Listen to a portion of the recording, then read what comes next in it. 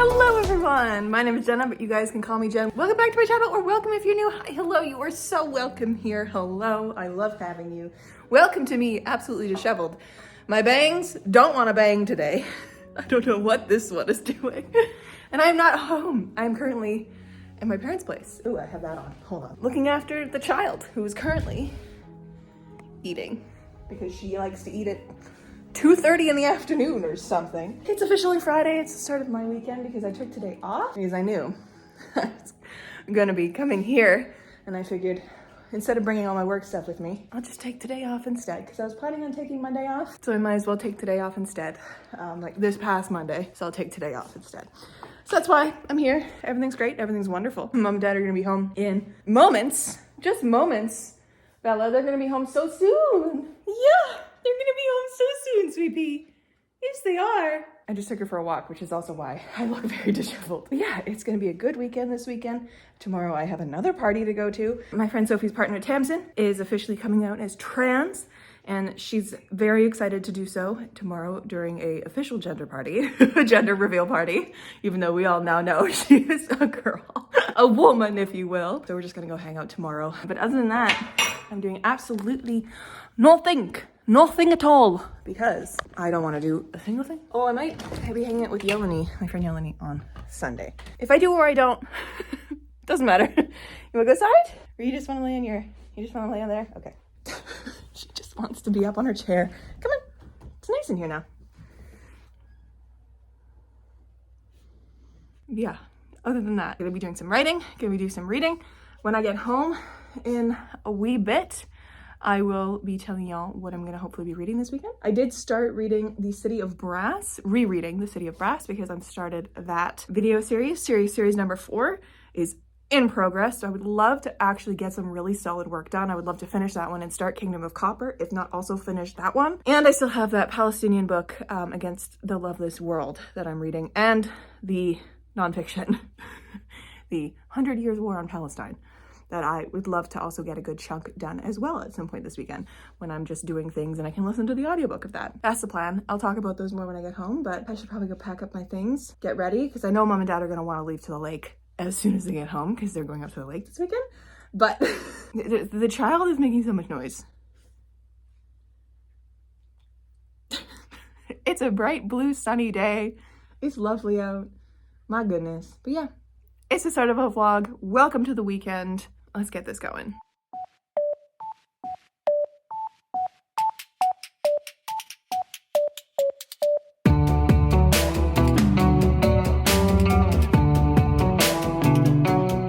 Hello friends. It is now a whole lot later, but I am now home, as you can tell, because it's currently 2 a.m. Welcome to Late Night Jen. Once again. I've been trying for the last 5 minutes to make my phone stay standing on this glass nightstand that I have, but hi, I'm home. What a day. Holy man. Even though I took today off of work, it just feels like a day, you know? Yeah, I wanted to kind of pop in and talk about what I'm going to be reading this weekend a little bit more than I talked about earlier. So as I said earlier, I'm going to be definitely reading the Against the Loveless World by Susan Abel Hawa. I'm going to be hopefully finishing this up. I have about half of it to go. I stopped last weekend at about page 173.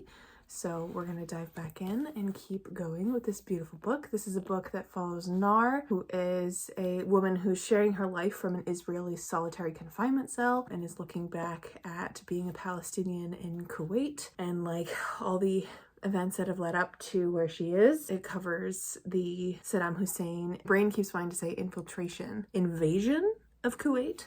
Is that the word for it? Sure. And like slightly before that, and then leading up, and then that, and then the subsequent pushing out of all the Palestinian people and a lot of Kuwaitis as well, like just the mass exodus from Kuwait to a different place and being displaced essentially. And then it's Nar going back to Palestine to, you know, do some personal things and falling in love with Palestine, where she's never been before. But it says on the back here, when she goes to Palestine, she is transformed by the power of her roots, literature, and love. There she reemerges a radical political thinker who risks everything to reunite her family with their native land. So excited to see how this continues to go and how this ends. Other than that, As I said earlier, I am currently rereading City of Brass. Today I managed to get through another chunk of it, about that much more. I am now halfway through on page 272. Gotta say, reading this book in the current political climate is making me more enraged than I should be. Well, no, it's making me just the perfect amount of enraged, but it's making me more enraged than I should be reading this book, because it's just the men in here. At this point, both sides of the problem are being problems. And so the last time I read this, I liked Dara enough as a character, and I absolutely hated Alizade, because Alizade was this like religious fanatic racist person. And then I remember seeing someone on Instagram, I can't remember who, but someone who I follow on Instagram read this entire trilogy, and like from the word go, she was in love with Alizade, and I was like, I don't understand why you think he's such an amazing person. He's awful. He's literally the worst. And rereading this, again, I don't know how she could love him unless he goes on a completely amazing character journey, because he's absolutely insufferable. He is such a religious fanatic. The vitriolic racism that comes from his mouth, and the like just belief that his beliefs are the correct beliefs. And then Dara is the worst as well. He's just fucking awful. Like, he's got so many prejudices and vitriolic hatred and views of other people and these people that he hasn't seen for 1400 years. But he's just like so racist, so vehemently mean, but from like the other side. So all of it is just bad. All of it is just bad. But it's also like reading about Devabad, which is a very segmented quarter with the Devas in one area and then the Jinn in another area, even though they are all Jinn, i.e. they are all people. Those of the royal class, so just the Jinn, who aren't the Deva fire worshippers, are the ruling class on the throne, etc., etc. And then the Devas are hated upon, and then Shafits are something else, and there's also, of course, mixed people. So it's a whole just smorgasbord of bad at this point. So it's been fun reading this again, and just having these much stronger reactions to just the bullshit that people are spewing. So this is a fun reread. But yeah, so once this is done, I will be diving into Kingdom of Copper, which is book 2. So I would really like to read this trilogy like properly for my series video, back to back to back. Look at that. They're both blurbed on the front by some of my favorite authors. We got Laini Taylor on this one, and who says, an extravagant feast of a book, dizzyingly magical and still somehow utterly believable. It's because it's fucking based in reality. Homegirl, Laini Taylor. And then we got Kingdom of Copper, which is blurbed by Robin Hobb. And it says, even a few pages will enmesh you in its magic. We love it. What a weekend. I sound so like negative about these books. I am really enjoying rereading The City of Brass. It's going much better than it did the first time so far. Like, I liked it the first time. I think I gave it like 4 stars or something. I can't remember exactly, but yeah, definitely enjoying it. It's the political stuff that's getting to me, because it's just, I can't get away from it. I'm on TikTok just drowning in the atrocities that are happening in Palestine, and it's so infuriating. And then I go, I went home last weekend and had my parents fighting with me about it. And then when I went last night, I went to look after Bella. I went to stay overnight, and then today I was looking after her until my parents got home. But they were there last night, and they watched the news for like a little bit, and even our local news is using the Israel has the right to defend itself bullshit rhetoric. And I just, my blood is boiling, because the way that they didn't talk at all about the genocide happening in Gaza, and they only talked about like a few rockets being like seen in the sky, and then they focused entirely on October 7th and the 1,500 Israelis who were unfortunately killed in the incident with Hamas. But like, they didn't mention the fucking genocide at all. It's fine. It's not fine, obviously, but it's okay. All we can keep doing is reading and supporting and educating and doing everything that we can. There is a petition that you can sign. I cannot remember the exact number for it, but if you're in Canada, if you're Canadian, there's a petition that you can sign that will, that is demanding a ceasefire, essentially. I'll leave the number on the screen, and I will leave a link to it down below for you to go access as well. And again, Canadians, www.accesstoaid.ca will create a mass email to your MLAs and your MPs and the Prime Minister as well, getting the word out and demanding a ceasefire. That's all we can do, you know, is just keep our voices there, keep talking about it, keep demanding the ceasefire, because oh my god, more than 10,000 lives have been lost in this. It's atrocious. And then there's also another Holocaust happening in Congo that no one's talking about. And then there's something that just happened in Pakistan today. I don't know what is happening in the world, but it's a lot. And every time I go on TikTok, I just get more and more angry. That's where I'm at today. I'm in a atrocious mood. I was in a much worse mood earlier. Such a bad mood. Like, I got home from my piano lesson and I got in the shower and just like tried to calm the fuck down. Nothing was working.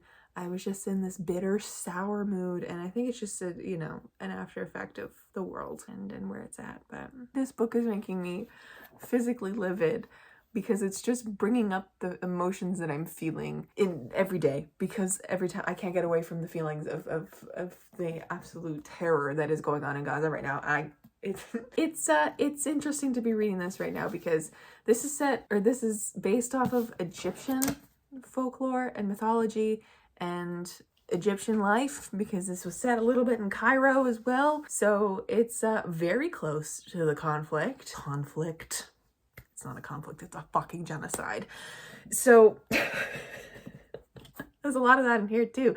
It's really interesting to be reading this book and seeing in here just the oppressive nature of this royal world of Daevabad, seeing the jinn on the throne and the like sectors of the city, and just the you know, the oppressive nature of when the oppressor's in charge, you know?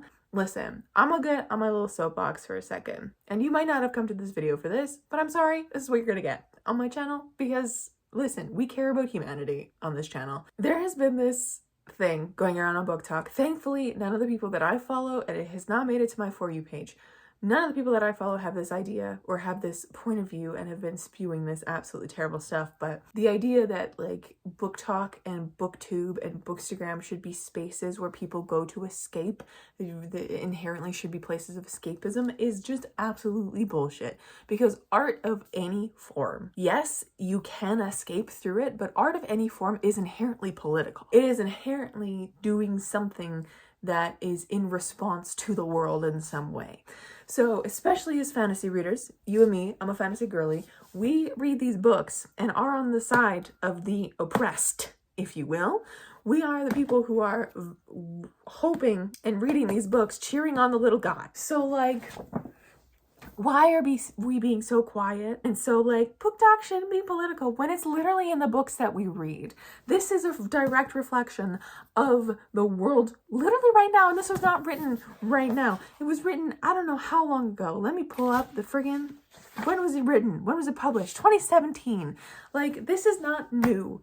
This is going on and has been going on for so long. Like, the stuff in Palestine and Gaza has been going on for 75 years. The oppression, you know, the occupation, that's the word I'm looking for, has been going on for 75 years. And the conflicts have been going on for far longer than that. And the world, it is not just them either. It is literally everyone in this goddamn universe. Like, I am white, as you can very much tell. I am of a race of humanity that has occupied and colonialized the entire goddamn world and has destroyed and wiped away so many people. How can we sit here and be like, I read for escapism, I don't want it to be political? Get your head out of the fucking sand, you know? We literally read like, you pick up a book, you pick up a fantasy book, and you're gonna tell me that reading is not political? Get the fuck out, you know? Like, we can all read for escapism. That's what fantasy inherently is. It's magical, it's wonderful, that's what reading inherently is, but it is also inherently political, okay? You cannot get away from it.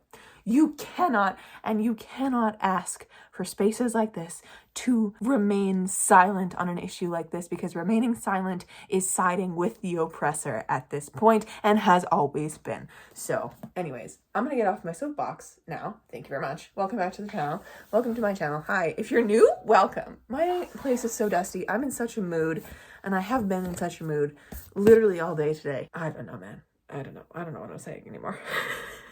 I'm halfway through City of Brass and I'm having existential crises over it. Anyways, that's what we're gonna be doing this weekend. Just me reading, and as I said earlier, tomorrow I have a friend's party to go to, and then Sunday maybe hanging out with a friend. I don't know. I'm so tired. We'll see how that goes. What a time to be alive. Anyways, it's now past 2 a.m. so I am gonna get ready for bed properly and go to bed. So I will catch you tomorrow for Saturday.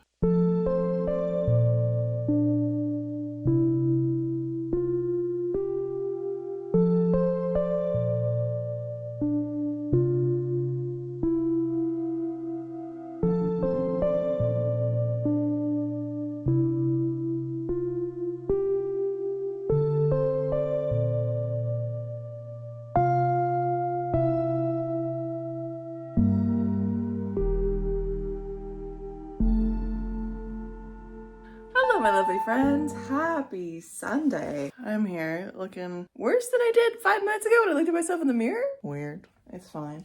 Hello. Happy Sunday. What a day. Yesterday was lovely. What a good time.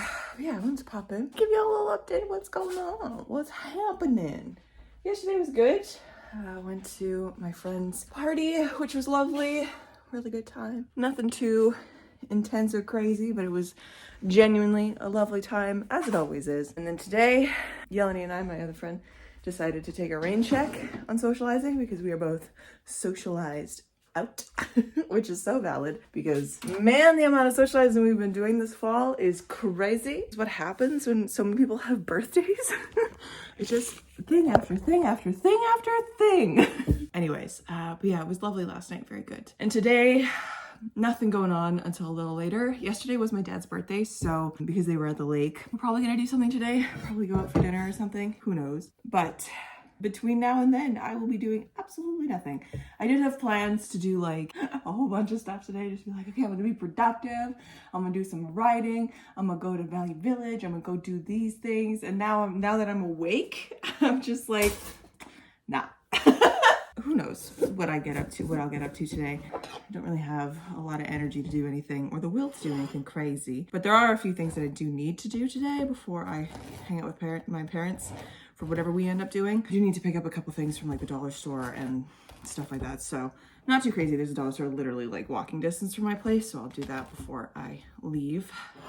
Or like on my way out, I'll just stop and pick stuff up. Other than that, we're gonna be reading. We're gonna be hanging out, chilling. I should get some writing done because I haven't done that in the past couple days. So I should probably hop on that. Hop into that draft once again. Hop into Airmount Book 3.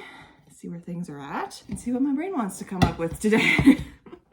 I love NaNoWriMo season. As a Nano Rebel this year, I'm not actually caring over much to get like the right word count every day, but it is really nice to see everyone online, you know, like the collective will to get things done and the push and like the support. And I don't know, it's like, I love Nano season specifically for the community that it goes around, you know, that us in the writing community online, we're so good. We just have such a drive and so many people out there doing the same thing right now. I don't know, it's lovely. It's today's aim, at least. Would like to read more of City of Brass, if not finish it. I didn't yesterday. Yesterday, what I did finish was Against the Loveless World by Susan Abelhawa, and this was lovely. Oh my god, heartbreaking, brutal as shit. Holy fuck, you know? What a book. What a book. Truly. I will gather myself, sit over there and tell you about it. So yeah, finished the book yesterday. Love that. This is the first book of November. Yeah, because I was reading a different book earlier this week that I ended up DNFing. So I guess the first book of November was a DNF, but this is the first official read of November. And I'm so glad that it could be. This was just genuinely so well done. So well written. The story is just heartbreaking, brutal. It is wild. Like all of the quotes on the back from different reviewers and different authors really just hit it on the nose. Like, this top one here is a meditation on love and alienation in a setting that is by nature political, exhilarating, and contemplative, by the Los Angeles Review of Books. Down here by Mark Lamont Hill, it says, a masterpiece, Abu Hawa paints stunningly beautiful and humanizing images of Palestinian women as they navigate the violence of settler colonial oppression with dignity and agency. One of the most important writers of our generation. And yeah, it is so good. It wasn't like as built up heartbreaking as I was expecting it to be. People were like, oh my God, I was sobbing. It was like the most heartbreaking book ever. And it was genuinely just, I think because a lot of heartbreaking books that I've read in the past that have made me sob have been like building to this moment, or this moment is surprising out of nowhere, or it's one of those moments where, like in the Song of Achilles, for example, you get to the moment of the prophecy said to Patroclus, and you get to the moment of like, oh, this is what's gonna happen, and it just downhill from there. Like, it just pounds home this brutality and this heartbreak, so it makes you just like crumble into pieces. The whole thing is a crumbling into pieces.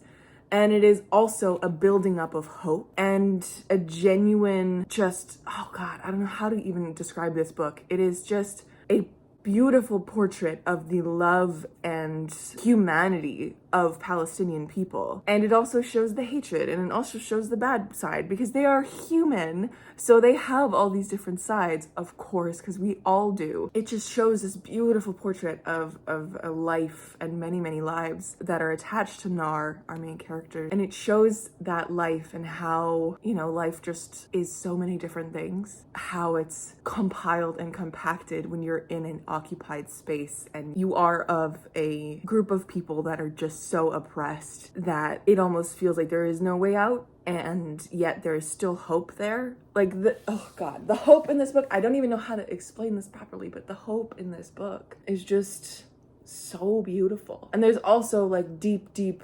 sadness, and as I said, it crumbles you apart, but it does that from the beginning because it is a very deeply sad novel, a very deeply political novel. I have never learned so much reading a book than this one. It's good. It's fantastic. You guys need to read this. You guys need to read this. Against the Loveless World by Susan Abu Hawa. Read it, please. Anyways, I don't have any more words for this. All the words are gone. Yeah, hopefully today I can wrap this bad boy up. I don't know how long I have left, but I have about half the book left to go. I also, yesterday, because I was gung-ho and I was like, I have so much time, I'm gonna read forever.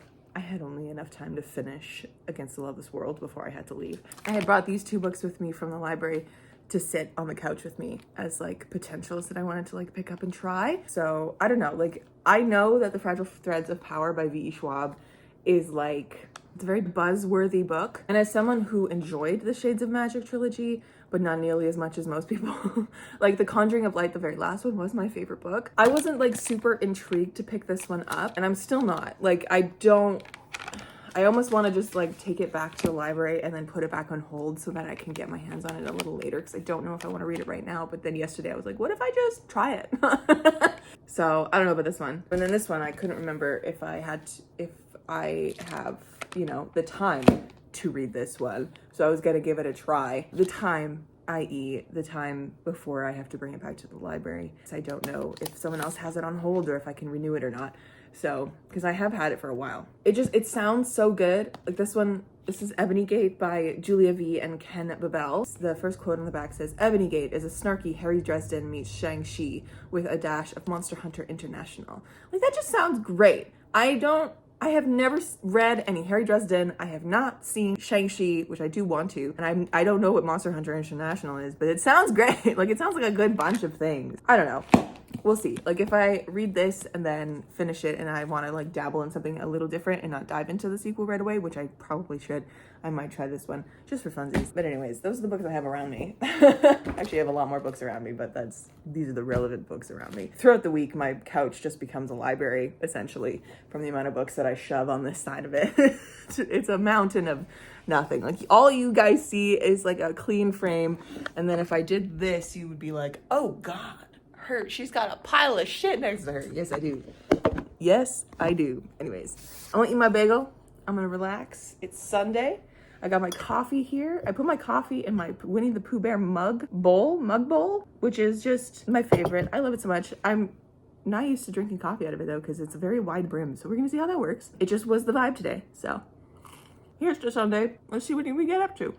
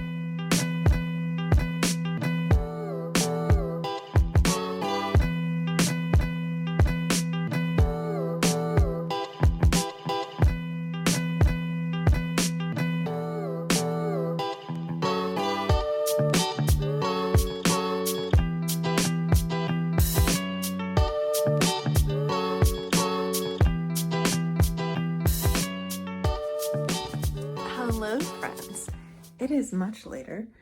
I completely forgot to chat with you guys a little earlier. I was just getting ready for bed. Exciting reading news. I did finish City of Brass. Where did I put it, I ask? In my pile of shit? Good question. Oh, it's right here. Okay. I did finish City of Brass. I will bring it into the other room for more light. And I also started a reread of Gideon the Ninth, which is something I did entirely on a whim, and it was a great decision. Anyhoozle, this bad boy. Then we get back in bed and all cozy. We did it. We finished. We had a great time. I will save most of my thoughts for my series video, but I will say this ending, completely forgot that happened. This is why I love rereading stuff, you know? I say it every single time that I reread something. And even as I was picking up Gideon today, it's my third time reading Gideon. I'm sitting there and I'm like, God, I forgot so many of these details, you know? I forget so many things that have happened, like sentences that the authors have written that are just like, they stand out more this read through or whatever. It's great. It's fantastic. We love to see it. But yes, City of Brass, this bad boy. What a time.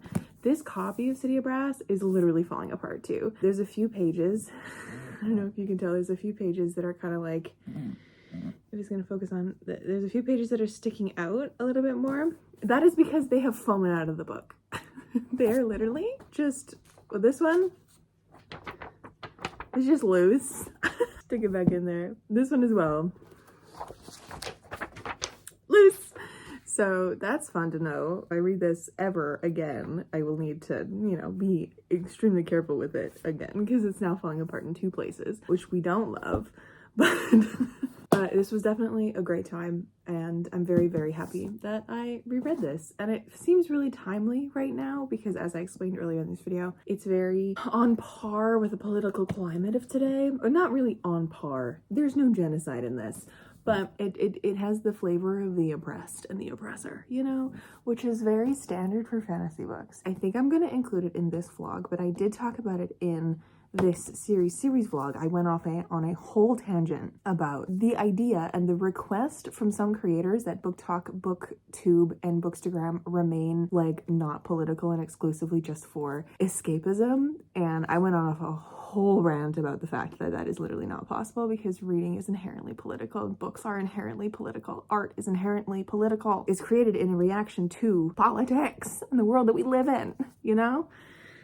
Anyways, I think I might splice that shit in earlier in this vlog, so this might just be, you might be watching this and going, Jen, you have already said this. Good for me. Because I don't know if I want to like include it in this vlog as well, the series vlog, or this one, because I was, you know, talking about political things that made a lot of sense, but we'll see. Either way, point still stands. You're reading fantasy novels, you're writing fantasy novels. If you're a fantasy author like me, we can't be quiet now.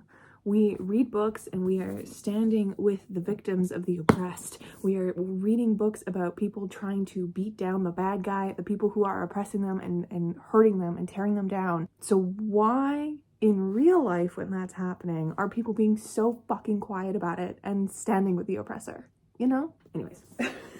Finish this. We love to see it. I'm probably going to keep it at the same rating that I gave it before. I think I gave it 4 stars before, but I'll run it through Copel tomorrow when I get settled into work. But yeah, I was going to actually start a little bit of Kingdom of Copper now. It is now 1:30, so I might not. It's past 1:30 now. I might not now. Maybe I'll read like a chapter or two. Who knows? But yeah, happy that I finished City of Brass. And yeah, I started rereading Gideon the Ninth, listening to the audiobook as usual, because the narrator for these is just absolutely incredible. Her name is Maura Quirk. I love her so fucking much. She is my favorite audiobook narrator of all time. We love her. That was my evening. It ended on chapter 14. Other than that, dinner was tasty. Dinner was delicious. I also finally fucking did some writing today. Your girl got just a mass exodus of words through her fingers today, just like the words were flying from my fingies. Super happy about that, because I was actually finishing City of Brass when Amy's stream came on. Amy Prokopis, she hosts weekly Sunday live streams at the end of the day to like get the last bit of words out, and I was just finishing this up. I had like 20 minutes left when her stream started, so I finished it up in the first sprint, and then I jumped on for the next 2 sprints for writing. Your girl got like 1,900 words done in 2 20-minute sprints. Like 700 words in the first one, and then like 1,100 words in the second one. I don't know what happened. And then like kind of, sometimes I still like, I type as sprints are done as well if I want to just keep going, which is why I got like 1,900. So I did that, and then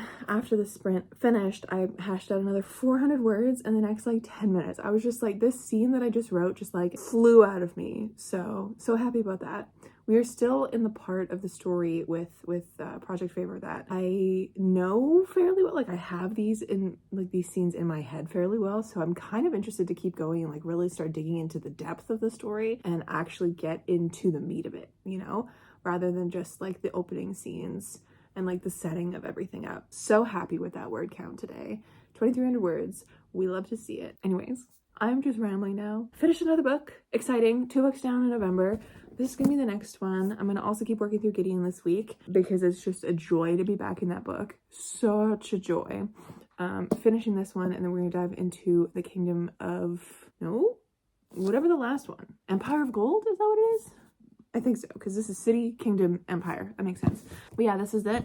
And then I was looking at my stack of books today by my fireplace, because I did pull some that I want to read this November, like out, so that I remember that I want to read them. So besides also needing to read fucking Robin Hobb's Ship of Magic, which I haven't continued reading. I need to restart it and like go again. Whoops. I really, and you guys know this if you watched my fall TBR video, which went up way long ago, I need to read Ordinary Monsters this fall, this November, very specifically, because that book is a November book to me, so I need to read it. That one and Jonathan Strange and Mr. Norrell. If I don't read those 2 in this month, I won't read them until next November. That's how wildly weird I am with my mood reading. Like sometimes there's books that have a very specific month vibe to them, like The Shadow Glass by Josh Winning. It's on my fall TBR, but because in my head it's an October book and now it's November, I don't think I'm gonna get to it. Like, I hate that. I hate that. Like, I might if I'm in a spooky mood, if I want to see what it's about, because I don't even know if it's actually spooky. It's just because it's got like puppet horror at the heart of it. In my head it's spooky because FNAF. So I'm gonna go to bed. What a great chat, my friends, and I will see you tomorrow for Monday. Hello, my lovely friends. Happy Monday. Welcome to very tired me, who just remembered that her friend Yeleni got her cheesecake for her book launch and forgot it in the freezer. I have cheesecake. I'm so excited. I'm gonna take my lactate because your girl's so lactose intolerant, and I'm gonna eat the shit out of this motherfucking cheesecake. I'm so excited. Anyways, hi friends. It's Monday. I feel like shit. I feel so sleepy. I am so just done with today, and I just realized that I haven't edited this vlog. I did a lot of editing for this vlog on Sunday though. That's great and wonderful and amazing. But I realized also that I hadn't popped in to like actually finish this vlog. Why not do that now? But I also wanted to document the cheesecake find because, oh my God, what a find. It's a perfect like personal cheesecake. Oh my God, which I'm gonna top with like a scoop of this because I am all for treating myself. Like all day today, I've been trying to like convince myself to not eat as much sugar and all this kind of stuff because, you know, your girl's gained weight, all this kind of things. But like, I am also of the opinion of don't ever restrict yourself because life is too short to be sad, you know? Anyways, that's a total random thing. Okay, let's go here. Let's find my lactate and sit down and talk about the weekend. Welcome officially to the end of the vlog. I hope you enjoyed watching. I thank you so much for hanging out with me for this long, wonderful time as I read some great books. We love to see it. There's another one been sitting over there. Gideon the Ninth. I should have grabbed it when I was up, but I'm not getting up again. What a time. What a day. Today's been slow but good, and also a lot because daylight savings finally schmucked me in the face because I was leaving for teaching and it was getting dark outside. Going to my teaching job as the sun is setting is so depressing. Like, I don't know what it does, but it was also really gloomy today. So like the seasonal depression was whacking me in the face today. But, you know, happens. That was today. Ain't nothing else going on. So, anyways, the books that I did get through this weekend, I finished up Susan Abelhawa's Against the Loveless World. This was so good. I ended up giving it 4 stars just because running it through Compile, that's what the rating was at the end of the day. But I feel kind of weird giving it a rating because it is of a genre that I don't really read a whole lot of, but I do rate this genre. It is literary fiction. So in like the grand scheme of books, it's a 4-star for me, but it was a 10-star in experience and in learning and in just, you know, need to have read it. It just feels a little weird to rate. I don't know why, but I did give it 4 stars, which is a great, fantastic read. And I think everyone should read it. Honestly, today I was actually, because one of the things my friend is a librarian. Let's back all the way up. My friend Hannah is a librarian here in the city that I live in. She clued us all into this wonderful thing where our library has this offering, I guess, where you can fill out a form and you can like basically it's like a book recommendation form.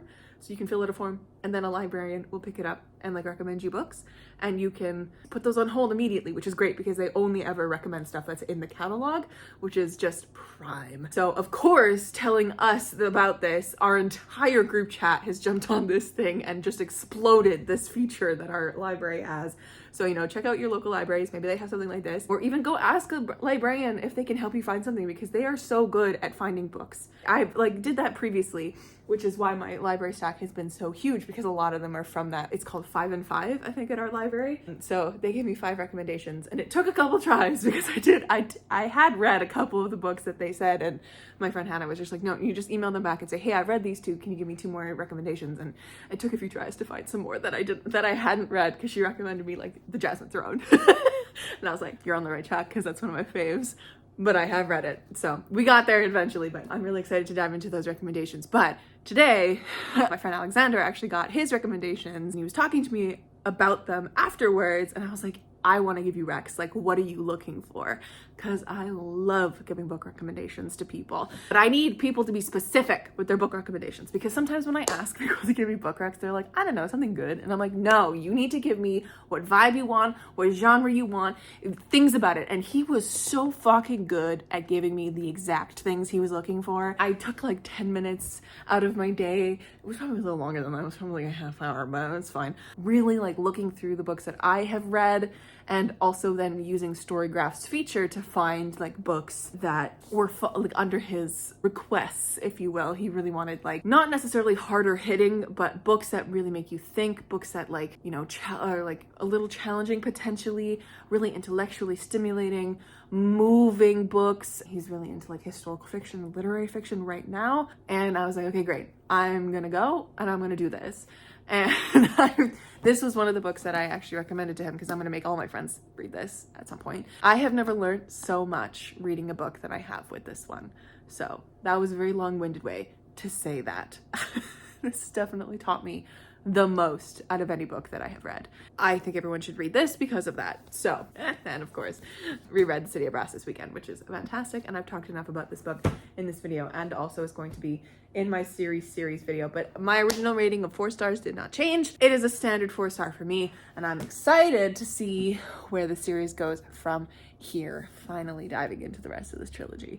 I love my series videos so much, and I wish they got a little bit more traction because I think it's just such a fun way, as someone who is chronically bad at finishing series and even like continuing with series. This is such a great way for me to, like, me personally, to get through these series and like really dive into them. Hopefully one day that series will like kind of kick off a little bit, because it is a series that I do want to keep on my channel and keep working on, because there have been many series on my channel so far that have kind of faded into existence because they just didn't catch on. They got like really low views, that kind of a thing, and I just stopped really enjoying doing them. Specifically reading BookTube's favorites, where I would like pick a booktuber and like read their favorite books, kind of a thing. I did it twice, and the first time it was really great. I was reading Reagan for Peruse Project's books, and it was fantastic because our tastes align basically exactly.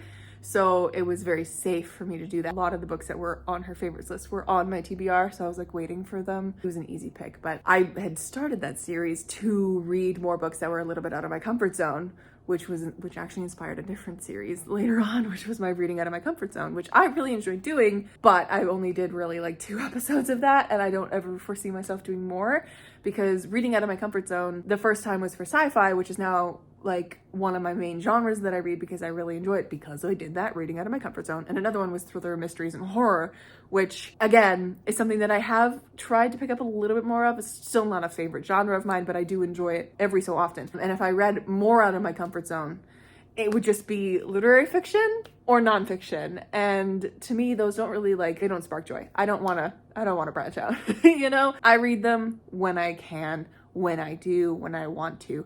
So that's why that series has also fallen off the track. But the Reading BookTube's favorites one has fallen out of favor because I tried to do another one after I did Joel's from Fictional Fates' favorites, which didn't really work out that well. Our favorite, my tastes just didn't align. I tried to do another one after that, and it was just like pulling teeth trying to make myself read those books.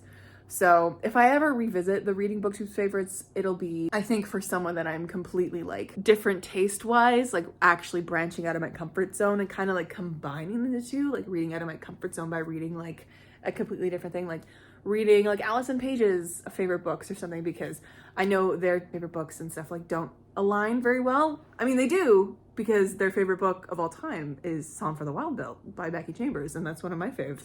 But they're not fantasy girly, you know, so, or not really anyways. So they're more of a literary fiction human being. So I think that would be kind of fun one day to do. Other series that I absolutely love on my channel are My Friends Pick My TBR, which is absolutely amazing to do every February and July. It just seems to stick and work for those 2 months of the year. It is such a great way for me to have my friends, whether that's in real life or online, my online friends. Sometimes I change it up a little bit to give it a little bit more spice. It's just such a fun way to do it.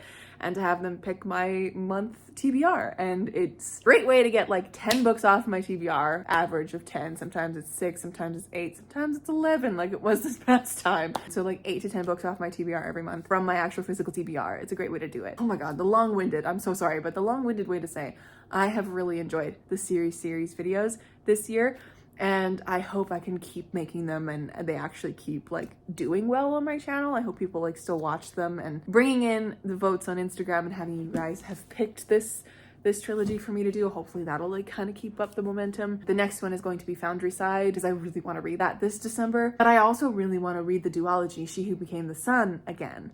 So it might be Foundry Side, it might be She Who Became the Sun, or they might happen at like the same time kind of a thing, because one's a duology, one's a trilogy. So we'll see what I end up doing. Long-winded way to end this vlog, but I am now going to enjoy my cheesecake dessert in my beautiful thrifted mug. How gorgeous is she? Oh my god, did I even talk to you guys yesterday? I don't know if I did about going to Value Village. I really found nothing there. I have been like recently, I actually just made an order on Book Outlet, which is very exciting.